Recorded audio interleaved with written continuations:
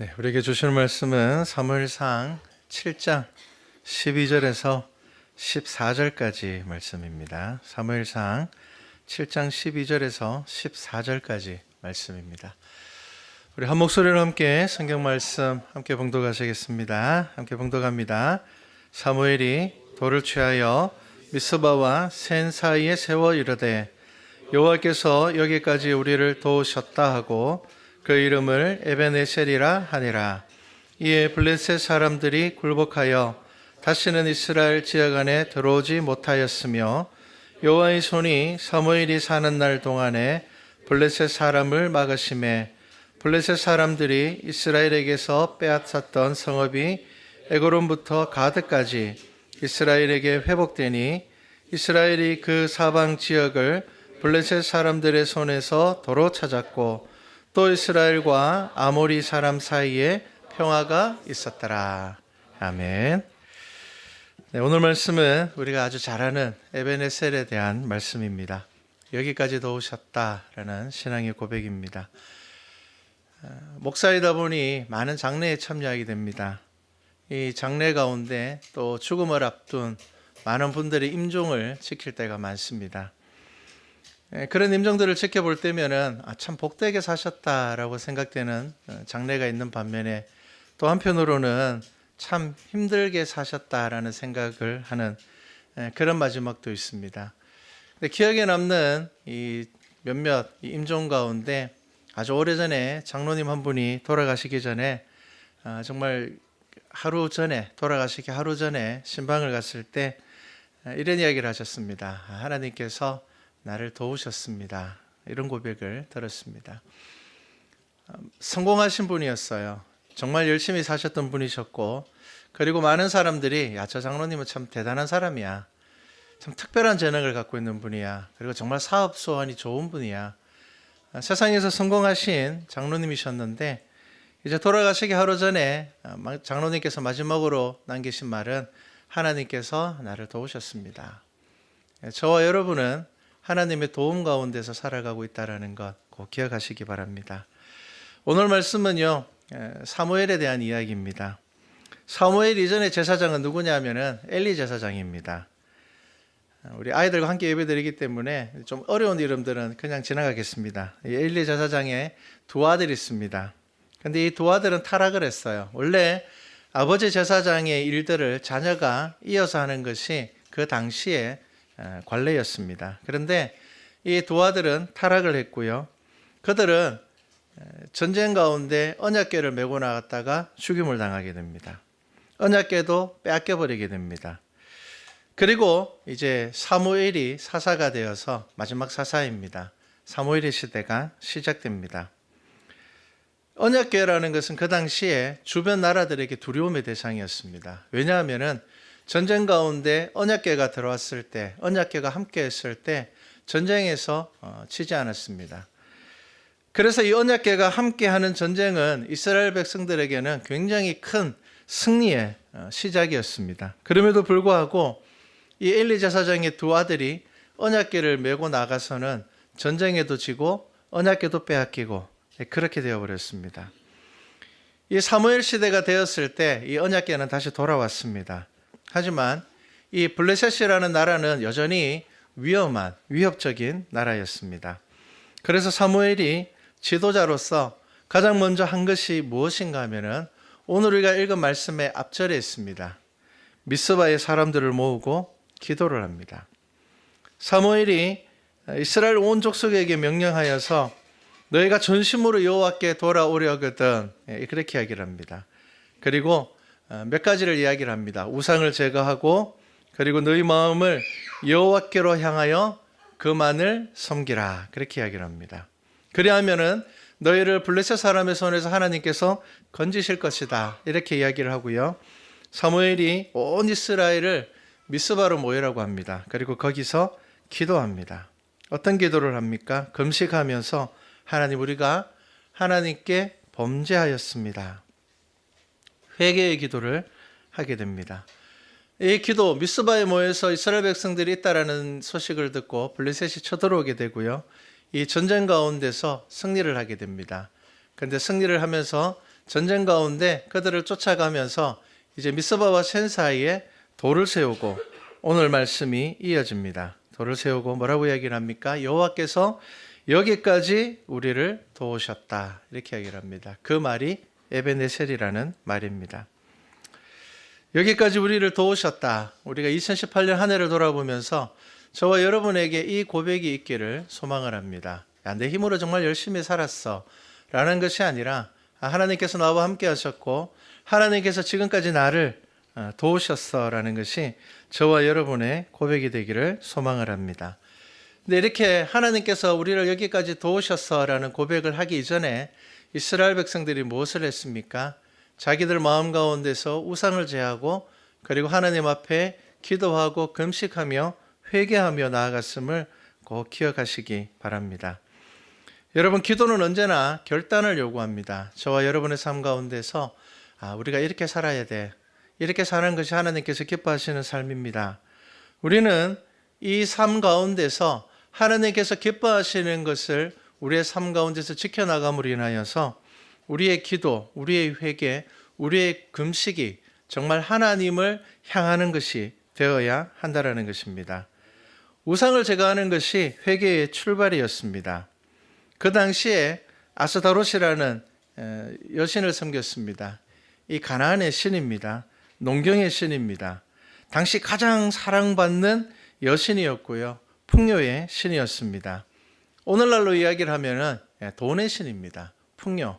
잘 섬기면은 곡식이 많이 나게 하고 풍년이 오게 하여서 우리가 많은 돈을 벌 수 있도록 해주는 것이 그 당시 우상들의 공통적인 모습이었습니다. 여러분, 예나 지금이나 우리들에게 있어서 가장 큰 유혹은 뭐냐면 돈입니다.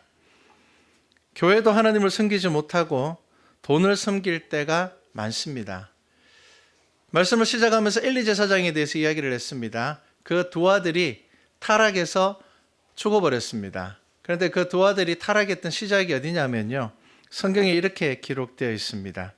사무엘상 2장 17절에 보면은 그들이 여호와의 제사를 멸시하였더라 이렇게 이야기를 합니다. 그들이 여호와의 제사를 멸시하였더라. 어떻게 멸시했는가 하면요, 이 엘리 제사장의 두 아들이 하나님에게 바쳐지는 제물과 고기를 자기들 임의로 그냥 먹어버리고 좋은 것 다 자기들이 가져와서 써버리고 그렇게 했었습니다. 하나님에게 드려지는, 백성들이 가지고 나와서 하나님에게 이거 제사 드리고 싶습니다, 하나님에게 내 죄를 위하여서 이것 드리고 싶습니다 라고 했는 것을 엘리의 두 아들이 어떻게 했는가 하면은 자기 것으로 자기가 가져가 버렸습니다. 그래서 성경에서 그것을 여호와의 제사를 멸시하였다 이렇게 이야기를 합니다. 한마디로 이야기하면은 예배가 무너졌다라는 겁니다.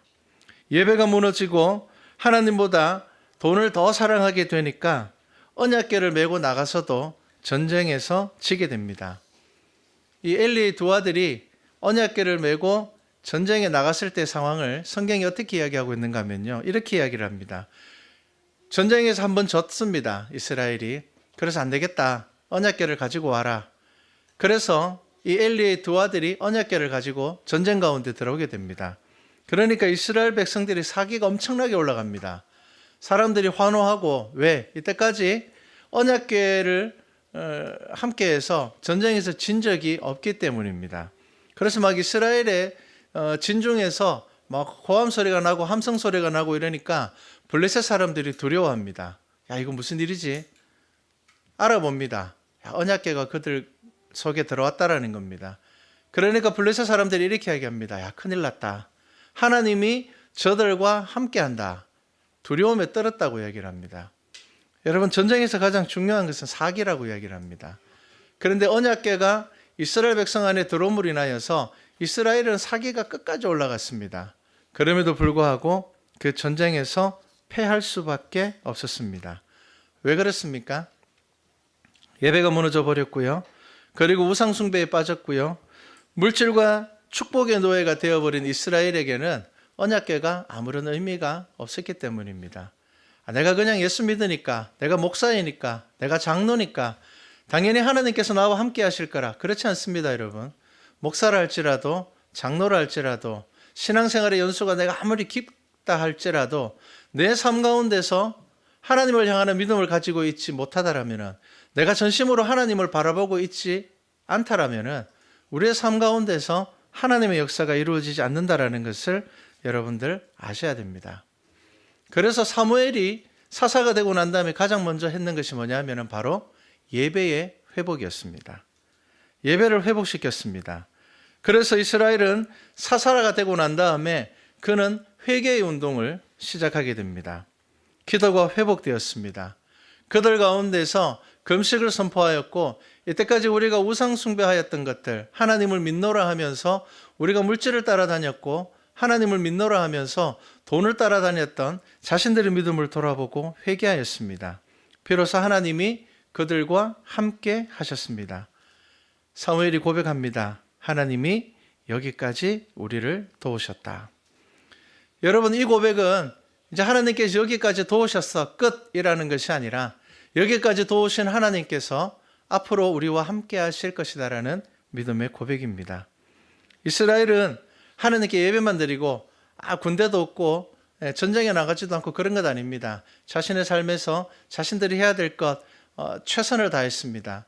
하지만 그들이 그 결과에 대해서 고백하는 것은 하나님께서 우리와 함께 하셨고 여기까지 우리를 도우셨다. 인간의 노력과 최선이 있습니다. 하지만 그것이 전부가 아니라 그 삶 가운데서 하나님을 경험하는 것, 여러분, 그것이 바로 저와 여러분이 이야기하는 믿음입니다. 다음 주가 저희 교회 창립주일입니다. 교회 생일입니다. 말씀과 찬양교회는 2016년 1월 첫째 주에 저희 가정에서 시작을 했습니다. 그때 저희 가족 4명이랑 청년 한두 명, 그리고 가끔씩 유승 집사님 한 번씩 오셨고요. 그렇게 시작을 했습니다. 그리고 2016년 7월에 공사를 시작을 해서 12월 첫 주에 우리가 여기서 예배를 처음 드렸습니다. 그래서 우리가 이제 12월 첫 주가 우리 교회 생일입니다. 이제 다음 주면은 두 번째 생일입니다. 개척하고 오래되지 않았습니다.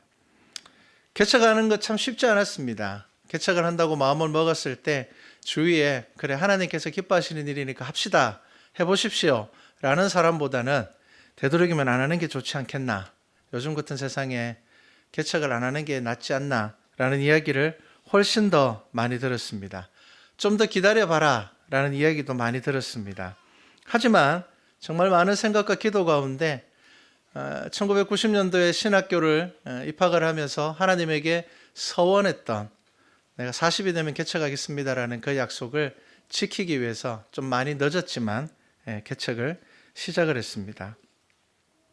이 개척을 시작하고 난 뒤에 오히려 이 3년이라는 시간 동안 하나님께서 주시는 은혜를 더 많이 누렸습니다. 그래서 지금 3년쯤 지나는 이 시점에 정말 고백할 수밖에 없는 것은 하나님께서 여기까지 저와 이 교회를 도우셨습니다 라고 고백할 수밖에 없습니다. 진짜 이 3년이라는 시간을 지내면서 뜻하지 않았던, 정말 전혀 생각하지 못했던 분들을 통하여서 피로가 채워지기도 했고요. 이상하게 재정적인 어려움이 여전히 있으면서도 불구하고 재정적인 걱정에 붙잡혀 살지 않도록 하나님께서 늘 도우셨습니다. 그래서 감사할 것이 너무 많습니다. 가정에서 개척을 한다는 것 참 쉽지 않습니다. 제가 다른 직장을 가지고 있는 것도 아니고 또 제가 아주 살가운 성격이라서 누구에게 좀 도와줘라고 이야기를 할 수 있는 성격이 잘 되지 않습니다. 그럼에도 불구하고 그렇게 친하게 지내지 않았던, 그냥 알고만 지냈던 분들이 뜻밖의 순간에 도움들을 주셨습니다. 우리가 2016년 12월 첫 주에 이제 교회를 짓고 창립 입당 예배를 드리면서 가장 걱정이 뭐였는가 하면은, 그나마 가정에서 예배를 드릴 때는 뭐 세금이나 뭐 전기세나 이런 것들이 많지 않았는데 이제 교회에 딱 들어오고 난 뒤에 제일 먼저 걱정되는 게, 이 기본적으로 이걸 어떻게 유지하지? 라는 걱정이 잠시 있었어요. 그런데 매달 하나님께서 사람들의 손길들을 통하여서, 그리고 믿음의 가정들을 허락하여 주셔서 이 일들이 잘 해결되게 되었습니다. 정말 많은 것들을 경험했어요. 어떨 때는 당장 다음 주에 세금이 나가야 되는데 어떡하지? 라고 고민하고 있을 때에 그냥 알고만 지내던 서울에 있던 후배가 형 기도하다가 형이 생각나서 그런데 이번 달 11조는 제가 저희 형 교회로 할게요, 이렇게 해서 보내주신 분도 있고요. 그래서 하나님께서 채워주심, 하나님께서 이끌어 가심을 경험할 수 있는 그런 시간들이 되었습니다. 우리는 제때에 무엇인가 들어오는 것, 제때에 무엇인가 채워지는 것에 안정감을 경험합니다. 그런데 하나님의 뜻대로 사는 것은 순간순간 하나님의 인도하심을 기대하는 것이 바로 하나님의 뜻대로 살아가는 것이었습니다. 기적은 늘 우리 삶 가운데서 이루어지고 있습니다. 그런데 우리는 그것을 잘 알지 못할 때가 많습니다. 그래서 우리는 기적이라고 이야기를 하면은 굉장히 특별하고 대단하고 모든 사람들이 놀랄 만한 것을 기적이라 이야기를 하는데, 저는 개척하고 3년 동안에 이 기적이라는 것에 대한 생각이 좀 바뀌었습니다. 여러분, 기적은 저와 여러분의 삶의 일상적인 부분에서 늘 경험하고 있는 것입니다. 다음 주가 이제 창립 주일이기 때문에 제가 한 주 전에는 이 말씀을 좀 드리면 좋겠다라고 생각을 합니다. 아마 1년에 한 번씩은 이 이야기를 드려야 될 것 같습니다. 우리 교회가 어떻게 시작되었는가? 사실은 개척교회면서 이렇게 건물을 짓고 땅을 사고 하는 것 쉽지 않습니다. 저와 여러분은 이 말씀과 찬양교회의 시작에 대해서는 꼭 기억하시면 좋을 것 같습니다. 이 교회는 헌물된 교회입니다.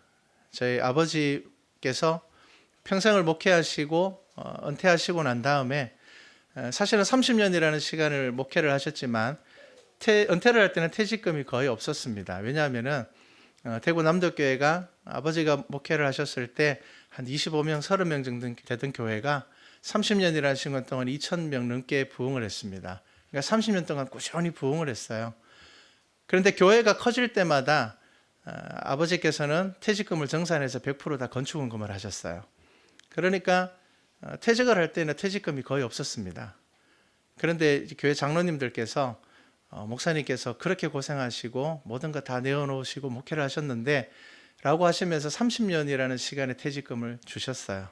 그런데 아버지께서 세상에 퇴직금을 2번 받는 목사가 어딨냐라고 생각하시고 이걸 쓰지 않고 교회로 남기고 가시기를 원하셨습니다. 그래서 세워진 게 저희 말씀과 찬양교회입니다. 그래서 저는 이 교회를 목회를 하면서 저와 여러분이 꼭 알아야 될 것은 우리 교회는 돈에 매이지 않는 교회가 되었으면 좋겠습니다. 오직 하나님의 은혜를 구하면서 나아가기를 소망합니다. 왜냐하면 하나님의 은혜 가운데 이 교회가 세워졌기 때문입니다.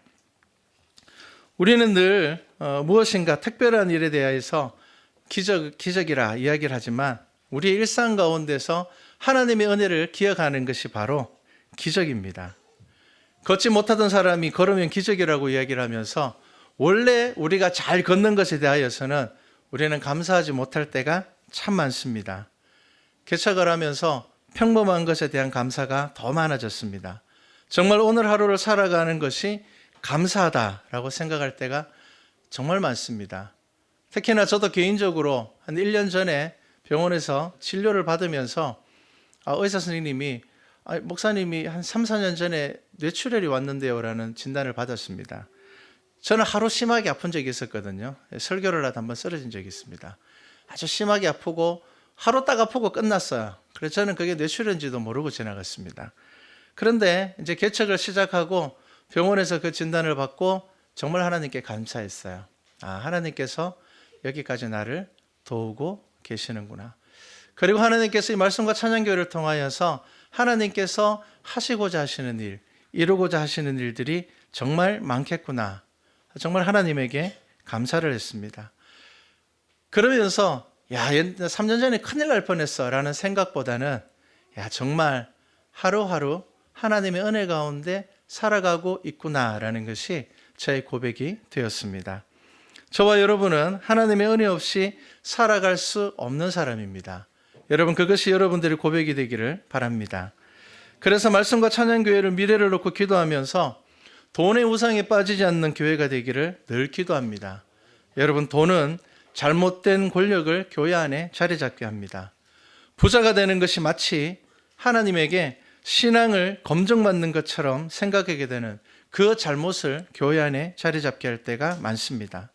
저와 여러분은 말씀과 찬양교회의 성도로 살아가면서 하나님께서 우리에게 주시는 그 복과 은혜 가운데서 우리가 마음 빼앗겨서 안 되는 것이 있는데 그것이 바로 돈을 섬기거나 그것의 마음을 빼앗겨서는 안 된다라는 것입니다.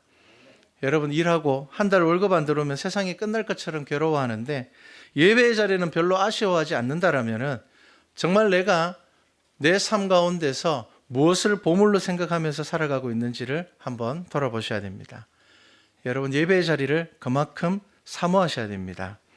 우리가 하나님을 의지할 때에 우리는 우리를 도우시는 하나님을 매일 경험할 수가 있게 됩니다.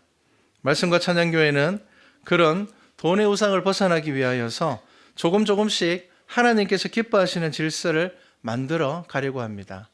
그 첫 번째가 재정을 여러분들에게 투명하게 공개하고 되도록이면 교회가 모이는 헌금을 가지고 선한 일들을 감당하려고 합니다.